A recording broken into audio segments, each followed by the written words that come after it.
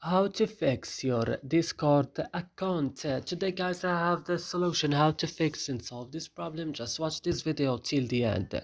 So let's start. So first you have to go and open the settings of your phone. After this, go directly to apps or applications.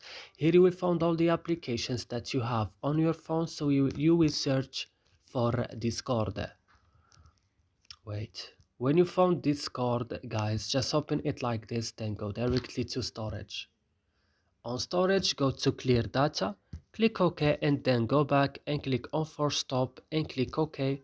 And don't forget the last thing is to go into Play Store and updating your Discord again.